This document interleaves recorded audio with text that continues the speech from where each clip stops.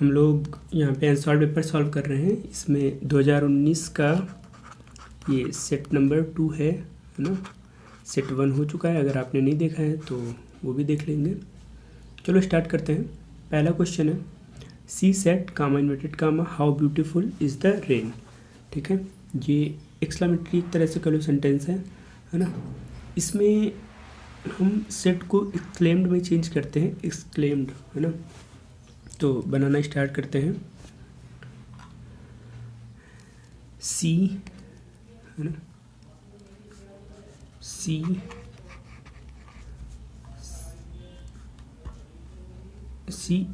exclaimed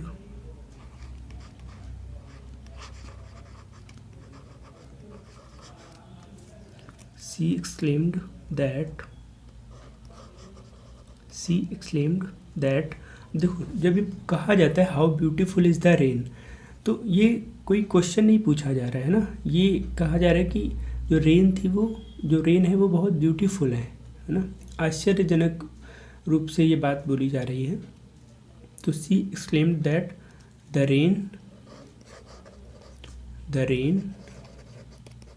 rain was very beautiful है ना। इस तरह से कर लेंगे। इसे बोला जाता है how beautiful is the flower है ना, कि कितना सुंदर फूल है। क्वेश्चन नहीं पूछा जाता है, ये कहा जाता है कि बहुत सुंदर है ना। चलो दूसरा क्वेश्चन देखते हैं। लिखा है Socrates said to his peoples be quiet and have patience. Socrates यानी कि सुकरात जिनको हम कहते हैं, उन्होंने अपने शिष्यों से कहा कि शांत रहो और धैर्य रखो। तो बना लेंगे इसको। सोक्रेटिस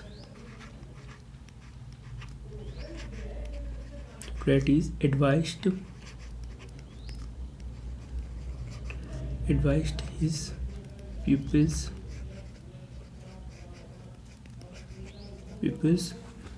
to remain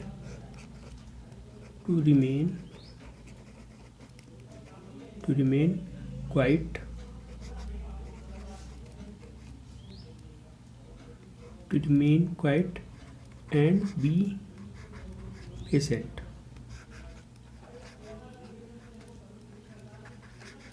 सोक्रेटिस ने अपने शिष्यों को ये सलाह दी कि शांत रहो और धैर्य रखो, ऐसा कुछ हम कहना चाहते हैं।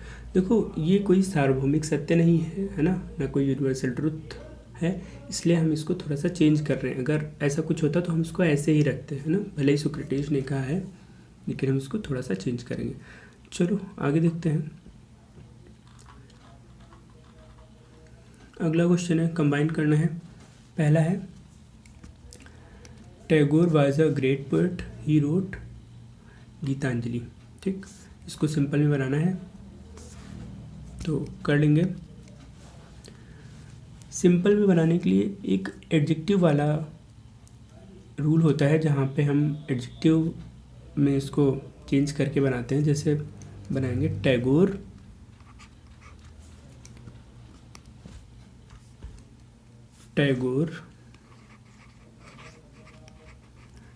अ great poet.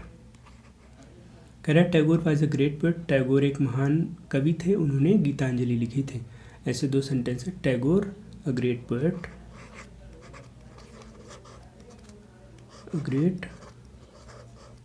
Tagore a great poet road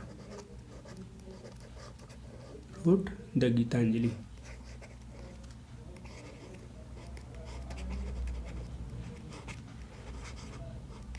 ठीक, इस तरह से हो जाएगा। टैगोर एक महान कवि जिन्होंने गीतांजलि लिखी, तो इस तरह से हो जाएगा। अगला है, this is a book I bought it. ये एक किताब है, मैंने इसे खरीदा है, ऐसा कुछ है। फिर इसको कॉम्प्लेक्स बनाना है।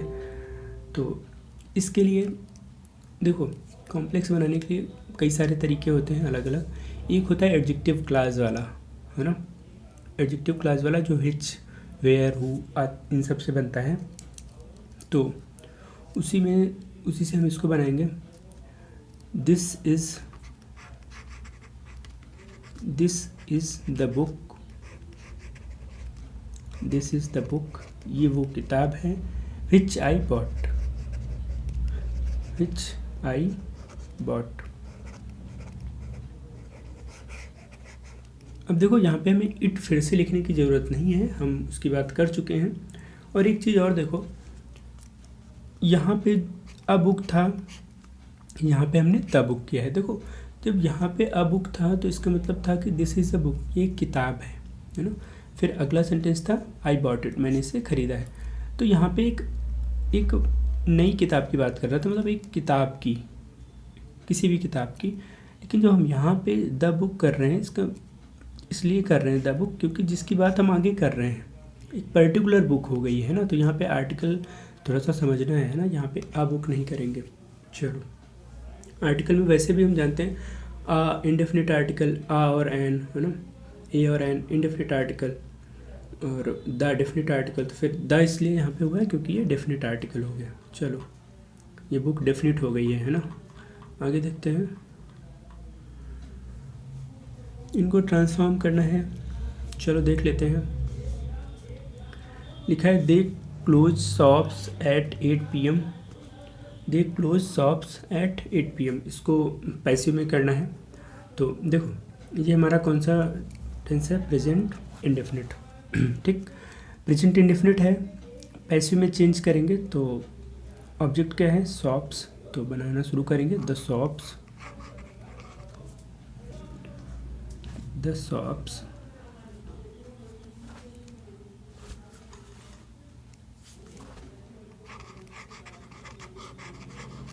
The shops. अब देखो शॉप्स प्लूरल है, इसके लिए हम फिर से आर करेंगे। द शॉप्स आर क्लोज्ड ना, थर्ड फॉर्म यूज़ करेंगे। The shops are closed by them, they है तो by them, closed by them, by them at 8 PM। वैसे ही रहेगा, at 8 PM।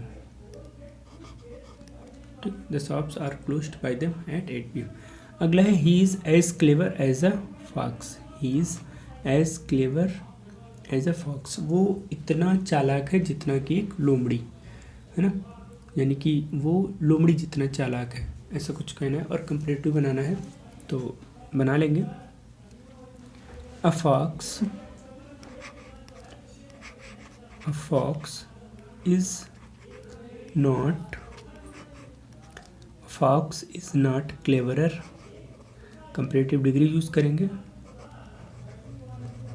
Fox is not cleverer than he, है ना, कि एक जो लोमड़ी है वो उससे ज़्यादा चालाक नहीं है। ठीक है, और एक चीज़ और यहाँ पे समझनी है, यहाँ पे हम ही यूज़ करेंगे, इसका ऑब्जेक्टिव या कोई और केस हम यूज़ नहीं कर सकते। हमें सब्जेक्टिव केस चाहिए तो सब्जेक्टिव केस यूज़ करेंगे। ठीक है, एरर के लिए कभी कभी क्वेश्चन आता है, यहाँ पे हिम लिख देगा या फिर मी लिख देगा, ऐसा कुछ है ना, तो ध्यान देना है। चलो आगे बढ़ते हैं, आगे करेक्ट करना है। तो पहला सेंटेंस है if I was you I would never do that. यदि मैं तुम होता, है ना, यानी कि मैं, यदि मैं तुम होता, यानी कि यदि मैं तुम्हारी जगह होता, ऐसा कुछ कहना है। I would never do that, मैं ऐसा कभी नहीं करता। तो देखो ये ऐसा एक सेंटेंस पीछे आया था, अगर आपको याद है, अगर आपने वीडियो देखा है। देखो अगर इसको अंसार ठीक से पढ़ते रहोगे तो अभी सब रिपीट करने लग जाएंगे, है ना, सेंटेंस पूरे पूरे रिपीट करने लग जाएंगे और काफ़ी हेल्प आपको मिलेगी। तो आपको पता है जब पूरी कल्पना होती है तो हम वाज नहीं, इसके लिए हम वर यूज़ करते हैं, है ना। इफ़ देखो वैसे तो आई के साथ क्या लगेगा, जैसे पास्ट कंटिन्यूअस की अगर हम बात करें तो आई के साथ क्या लगता है, आई के साथ वाज लगता है ना। और जितने भी सिंगुलर हमारे मतलब सब्जेक्ट्स होते हैं उन सबके साथ वाज लगता है ना। जितने भी सिंगुलर सब्जेक्ट हैं उनके साथ हम वाज लगाते हैं, आई के साथ भी वाज लगाते हैं। लेकिन जब इस तरह की कोरी कल्पना होगी तो हम सिंगुलर सब्जेक्ट के साथ भी वर्क करते हैं। जैसे अगर यहाँ पे ही होता तो भी वर होता, है ना, कोरी कल्पना में। उसी तरह यहाँ होगा इफ़ आई वर यू। वो कोरी कल्पना मतलब ये होता है कि कोई ऐसी कल्पना जो पूरी नहीं हो सकती, है ना। इफ़ आई वर यू पूरी नहीं हो सकती, मतलब अगर कह रहा है इफ़ आई वर यू, यदि मैं तुम्हारी जगह होता, यदि या फिर यदि मैं तुम होता। अब कोई दूसरा कैसे हो सकता है ना, ये कोरी कल्पना ही है। If I were you I would never do that, है ना। इस तरह से कर लेंगे। चलो अगला देखते हैं। अगला है the area of Delhi is bigger than Agra. देखो ये भी थोड़ा सा समझो। लिखा है द एरिया ऑफ दिल्ली, तो जो एरिया है दिल्ली का, जो एरिया है दिल्ली का कह रहा है कि वो आगरा से बड़ा है ना। तो थोड़ा ये बताओ दिल्ली का एरिया आगरा से कैसे बड़ा हो जाएगा। दिल्ली का एरिया आगरा के एरिया से बड़ा होगा ना, मतलब दिल्ली का जो क्षेत्रफल है वो आगरा के क्षेत्रफल से बड़ा होगा, ना कि आगरा से। तो इसको करेक्ट करके क्या करेंगे, the area of Delhi is bigger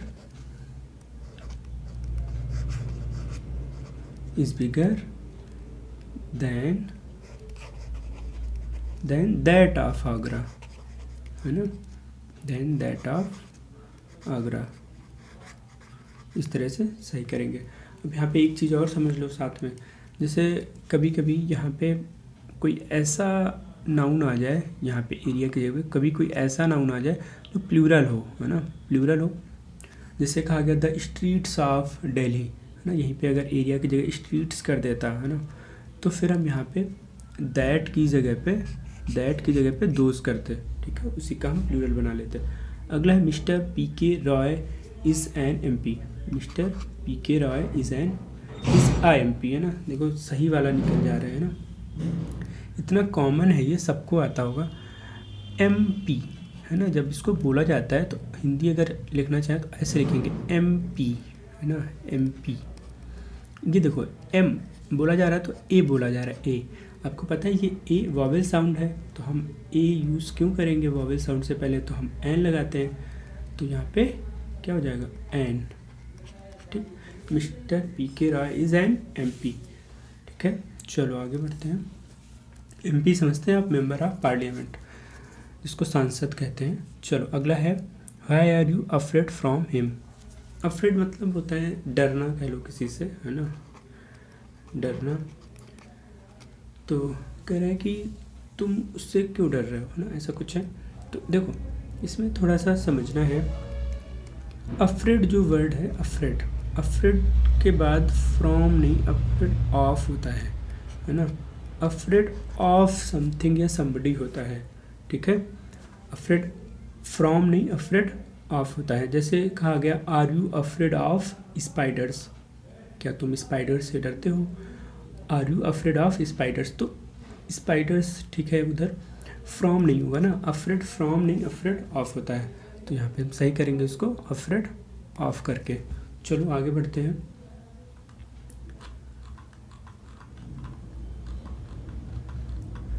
आगे इडियम फ्रेजेस लिखने हैं। पहला है ऑल इन ऑल, है ना, तो सबको पता होगा, बहुत इजी है। इसको हिंदी में बोला जाता है सर्वे सर्वा, है ना, होल एंड सोल। तो जैसे एग्जांपल बनाया गया, इसे कहा गया सी इज़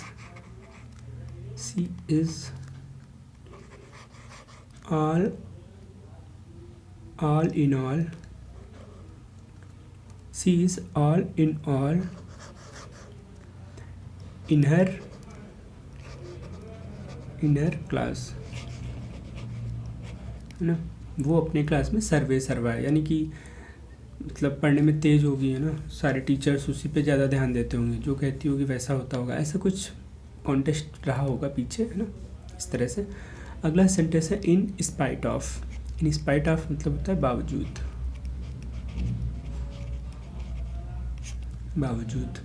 तो इससे सेंटेंस बना लेते हैं। जैसे कहा गया, in spite of, in spite of his age, in spite of his age he still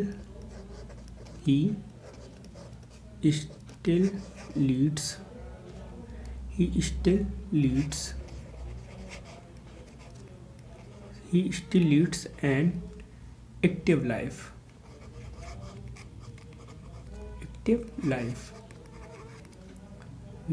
है ना।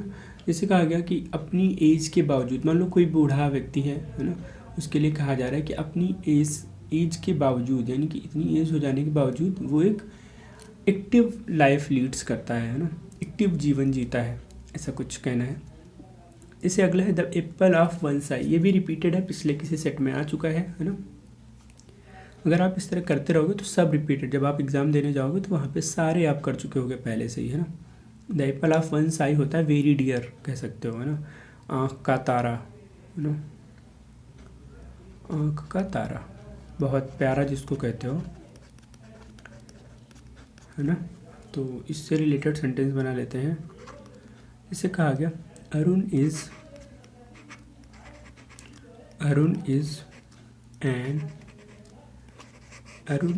An apple of his mother's आई, है ना। अरुण अपनी माँ की आँख का तारा है, ऐसा कुछ। अगला है एट डैगर्स ड्रॉन। इसका मतलब होता है घोर शत्रुता, है ना, बहुत ज़्यादा दुश्मनी टाइप की, है ना, घोर शत्रुता। तो इससे रिलेटेड सेंटेंस बना लेते हैं। जैसे कहा गया, राम एंड रावण, रावणा लिखा जाता है कभी कभी, है ना। Ram and Ravan were at daggers drawn with each other,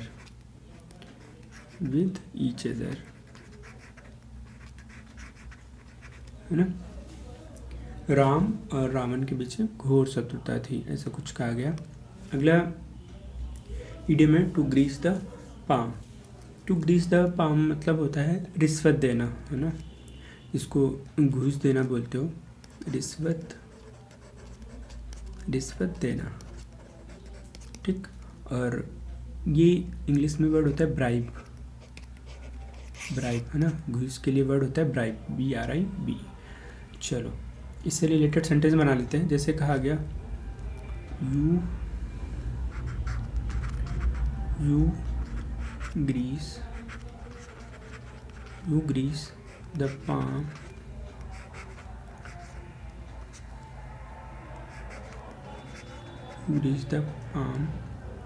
of the senior officer,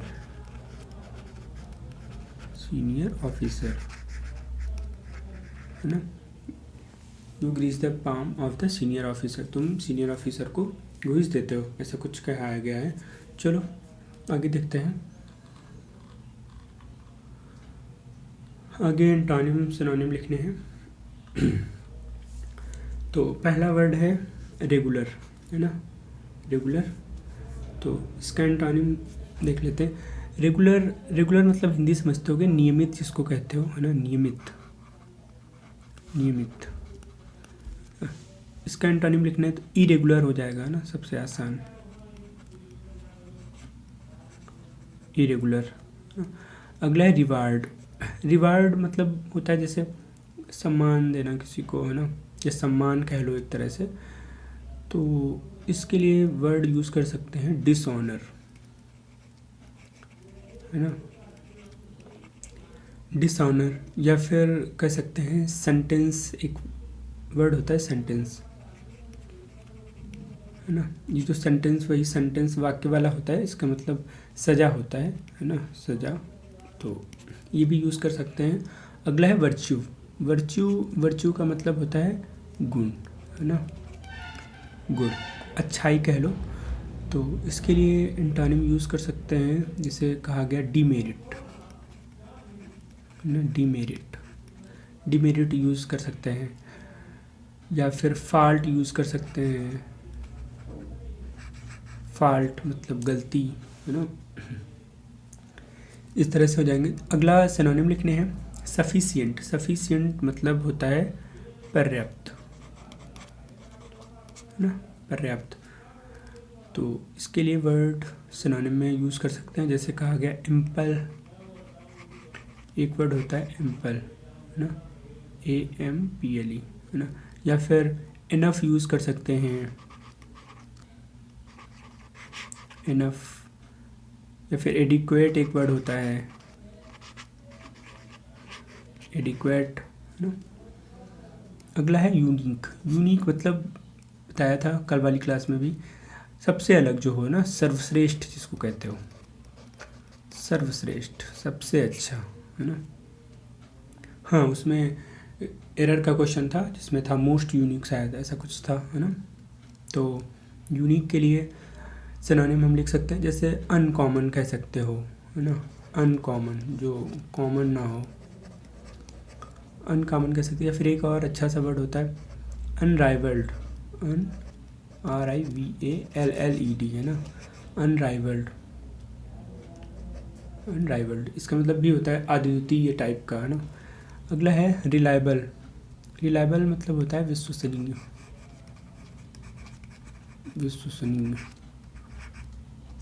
तो इसके लिए सिनोनिम यूज़ कर सकते हैं, जैसे कहा गया ट्रस्टवर्दी, है ना, ट्रस्टवर्दी। या फिर रिस्पॉन्सिबल यूज़ कर सकते हैं,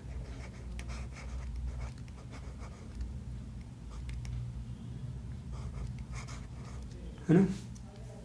चलो आगे देखते हैं फिर।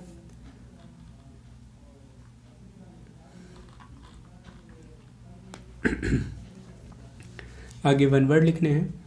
तो पहला है that which can not be corrected, जिसको सुधारा नहीं जा सकता, है ना। उसके लिए वर्ड एक होता है इनकरेजिबल,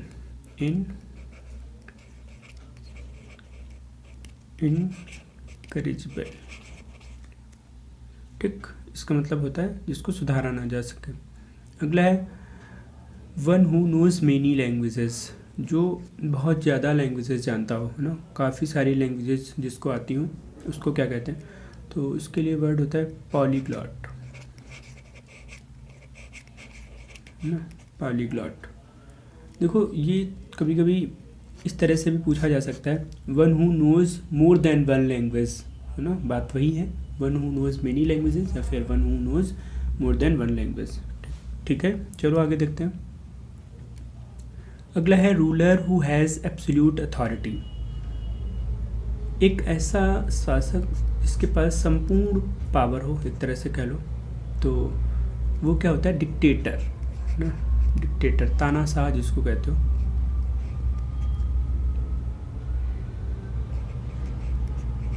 डिक्टेटर, ठीक, तानाशाह जिसको बोला जाता है हिंदी में, डिक्टेटर। चलो आगे बढ़ते हैं। आगे इन वर्ड्स के मतलब लिखने हैं, है ना, उनसे सेंटेंस बनाना है। पहला है एडिसन, दूसरा है एडिसन, ठीक है। एडिसन बोला जाता है इसको, एडिसन इसका मतलब होता है जैसे भाग कह लो ना, एक भाग, दो भाग, तीसरा भाग, या फिर संस्करण भी कहा जाता है इसको, है ना। और जो ये एडिसन है इसका मतलब होता है योग, एडिसन, योग, या फिर संकलन कह सकते हो इसी को, है ना। तो सेंटेंस बना लेते हैं, जैसे कहा गया, इस वाले से पहले बना लेते हैं, पहले से, जैसे कहा गया this is not a new edition, this is not a new edition of this book, of this book, ये इस किताब का एक नया संस्करण या एक नया भाग नहीं है। ठीक है, जैसे बुक्स में आते रहते हैं ना, नया एडिशन, पहला एडिशन, दूसरा एडिशन। अगला है एडिशन। इससे सेंटेंस बना लेते हैं, जैसे कहा गया द चिल्ड्रेन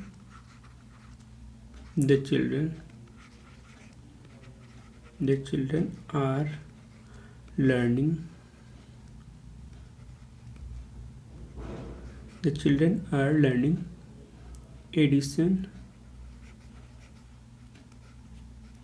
addition and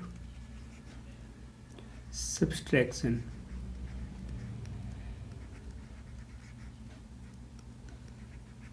ठीक, देखो सब्सट्रैक्शन, जैसे एडिशन योग होता है ना, योग, वैसे सब्सट्रैक्शन होता है घटाना, है ना, मतलब जोड़। इसी को एडिशन को जोड़ भी बोला जाता है ना, जोड़ घटाना, सब्सट्रैक्शन मतलब घटाना। तो जैसे कहा गया the children are learning addition and subtraction, के बच्चे जो हैं वो जोड़ और घटाना सीख रहे हैं। तो इस तरह से मतलब क्लियर हो गया होगा। चलो फिर इस वीडियो के लिए यहीं रखते हैं, है ना। आगे का सेट हम लोग आगे वाले वीडियो में करेंगे। अगर आपको चीज़ें सही लगी हों तो फिर लाइक कर दीजिए, शेयर कर दीजिए, है ना। और कुछ भी सही ना लगा हो तो कमेंट करके बताइए हमें, है ना। चलो फिर इस वीडियो के लिए यहीं रखते हैं। बहुत बहुत धन्यवाद।